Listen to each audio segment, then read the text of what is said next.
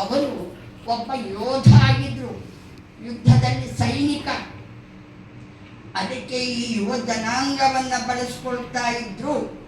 ಅವರಲ್ಲಿ ಶಕ್ತಿ ಇದೆ, ಸಾಮರ್ಥ್ಯ ಇದೆ, ಪ್ರತಿಭೆ ಇದೆ, ತಿಳುವಳಿಕೆ ಇದೆ, ಎಲ್ಲವೂ ಇದೆ. ಸಮರ್ಪಣಾ ಮನೋಭಾವ ಇದೆ ಯುವಕರಲ್ಲಿ. ಅವರು ಯುದ್ಧಕ್ಕೆ ಬಳಸಿಕೊಂಡ್ರಲ್ಲ, ಆ ಯುವಕರ ಸ್ಫೂರ್ತಿ, ಅವರ ಸಾಹಸ ಪ್ರವೃತ್ತಿ, ಅವರ ಪ್ರತಿಭೆ ಎಲ್ಲವನ್ನ ಗುರುತಿಸಿ, ಅಯ್ಯೋ ಈ ಯುವಕರ ಶಕ್ತಿ, ಸಾಮರ್ಥ್ಯ, ಪ್ರತಿಭೆಗಳನ್ನು ದೇಶದ ಅವನತಿಗೆ ಉಪಯೋಗಿಸ್ತಾ ಇದ್ದೇವೆ, ವಿನಾಶಕ್ಕಾಗಿ ಇವರನ್ನು ಉಪಯೋಗಿಸ್ತಾ ಇದ್ದೇವೆ, ಮಹಾನ್ ತಪ್ಪು ಮಾಡ್ತಾ ಇದ್ದೇವೆ. ದೇಶದ ವಿಕಾಸದತ್ತ ಇವರ ಶಕ್ತಿ, ಸಾಮರ್ಥ್ಯ, ಪ್ರತಿಭೆ ಎಲ್ಲವೂ ವಿನಿಯೋಗವಾಗಬೇಕು ಅನ್ನುವ ದೃಷ್ಟಿಯಿಂದ 1907ರಲ್ಲಿ ಈ ಸ್ಕೌಟ್ ಚಳುವಳಿಯನ್ನು ಪ್ರಾರಂಭಿಸಿದರು. 20 ಮಕ್ಕಳೊಂದಿಗೆ, ಯುವಕರು, ಹುಡುಗರು. ಮೊದಲು ಸ್ಕೌಟ್ ಚಳುವಳಿ ಪ್ರಾರಂಭ ಆಯಿತು 1907ರಲ್ಲಿ ಲಂಡನ್ನಿನ ಬ್ರೌನ್ಸಿ ದ್ವೀಪದಲ್ಲಿ. 10 ದಿನಗಳ ಕ್ಯಾಂಪ್ ಶಿಬಿರ ನಡೆಯಿತು. 20 ಮಕ್ಕಳನ್ನು ಸೇರಿಸಿಕೊಂಡ್ರು. ಏನನ್ನ ಕಲಿಸಿದ್ರು? ಮಕ್ಕಳು ಸ್ವಾವಲಂಬಿಯಾಗಿರಬೇಕು, ಸ್ವತಂತ್ರವಾಗಿ ತಮ್ಮ ಜೀವನವನ್ನು ತಾವು ನಡೆಸಬೇಕು, ಸ್ವಾಭಿಮಾನದ ಬದುಕು ಅವರದಾಗಬೇಕು. ಅಂಥ ಶಿಕ್ಷಣವನ್ನು ಕೊಟ್ಟು ತಮ್ಮ ವಸತಿಯನ್ನು ತಾವೇ ನಿರ್ಮಾಣ ಮಾಡಿಕೊಳ್ಳಬೇಕು. ಟೆಂಟ್, ಗುಡಾರ ಅಂತ ಕರಿತೀವಿ, ಅದನ್ನೆಲ್ಲ ವಸತಿ ತಾವೇ ನಿರ್ಮಾಣ ಮಾಡಿಕೊಳ್ಳಬೇಕು. ಆಮೇಲೆ ಏನು ಮಾಡಬೇಕು? ಅಡಿಗೆ ತಾವೇ ತಯಾರು ಮಾಡಿಕೊಳ್ಳಬೇಕು. ಸ್ವಾವಲಂಬಿ ಬದುಕು ಅವರಿಗೆ ಕಲಿಸಿದ್ರು. ಮುಖ್ಯವಾಗಿ ಟೆಂಟ್ ನಿರ್ಮಾಣ, ವಸತಿ ನಿರ್ಮಾಣ ಆಯಿತು. ಆಮೇಲೆ ಆಹಾರ ತಯಾರಿಕೆ ಆಯಿತು.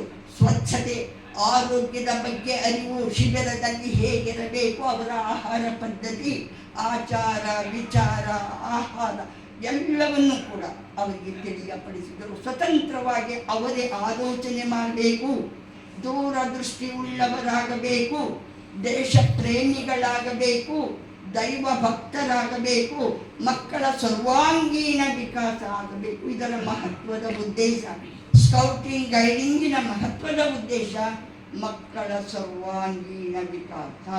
ಹಾಗಂದ್ರೆ ಏನು? ಮಕ್ಕಳು ಶಾರೀರಿಕವಾಗಿ ಬಲಾಢ್ಯರಾಗಿರಬೇಕು.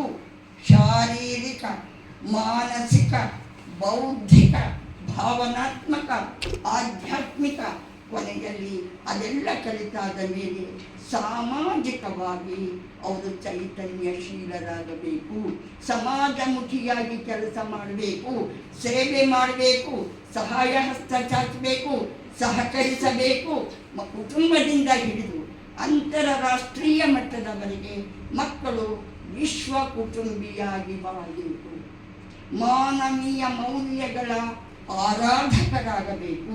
ನಮ್ಮ ಸಮಾಜದಲ್ಲಿ ಮನುಷ್ಯ ವರ್ಗದಲ್ಲಿಯೂ ಕೂಡ ಅಂಧರಿದ್ದಾರೆ, ಅಂಗವಿಕಲರಿದ್ದಾರೆ, ಅಸಹಾಯಕರಿದ್ದಾರೆ, ಅನಾಥರಿದ್ದಾರೆ, ಅಬಲರಿದ್ದಾರೆ, ಶೋಷಿತರಿದ್ದಾರೆ, ದೀನರಿದ್ದಾರೆ, ದುಃಖಿತರಿದ್ದಾರೆ. ಅವರೆಲ್ಲರನ್ನ ಒಳಗೊಳ್ಳಬೇಕು. ಯಾರಿಗೆ ಏನು ಸಹಾಯ ಬೇಕು ಸಹಾಯ ಹಸ್ತ ನೀಡಬೇಕು. ಬೇಡುವವರಾಗಬಾರದು, ನೀಡುವವರಾಗಬೇಕು. ಯುವ ಜನಾಂಗ ತ್ಯಾಗ ಮನೋಭಾವ, ಸಮರ್ಪಣಾ ಮನೋಭಾವ, ಸಮಯ ಪ್ರಜ್ಞೆ, ಸ್ವಯಂ ಶಿಸ್ತು, ಮೌನ, ಇದೆಲ್ಲವನ್ನ ಈ ಮಾನವ ನೀತಿ, ಪ್ರೀತಿ, ನಿಯಮ ಏನು ಹೇಳ್ತೀವಿ ಅದನ್ನೆಲ್ಲ ಹೇಳೋದಲ್ಲ ತಿಳ್ಕೊಳ್ಬೇಕು.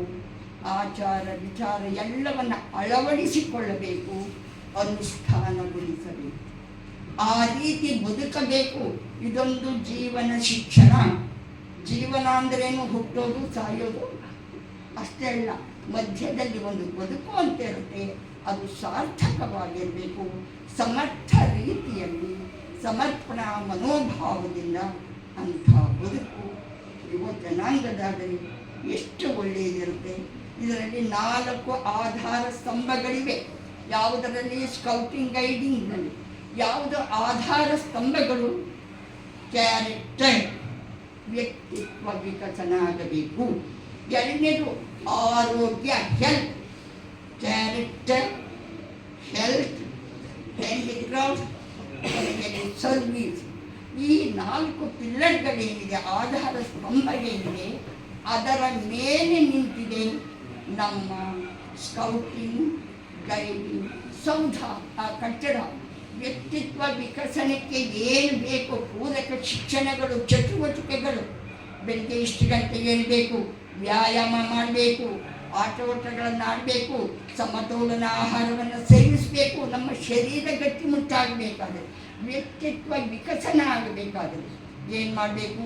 ಸತ್ಸಂಗ, ಸಜ್ಜನರ ಸಹವಾಸ, ಮನೆಯಲ್ಲಿ ಎಲ್ಲ ಹಿರಿಯರ ಚಿಂತನ, ಮಂಥನ, ಮನನ ಏನೆಲ್ಲ ಬರುತ್ತೆ, ಒಳ್ಳೆಯದಕ್ಕೆ ಮನಸ್ಸು ಕೊಡಬೇಕು. ಮೊದಲು ನಮ್ಮ ಮನಸ್ಸು ಹಸನಾಗಬೇಕು. ಮನಸ್ಸಿನಲ್ಲಿಯೇ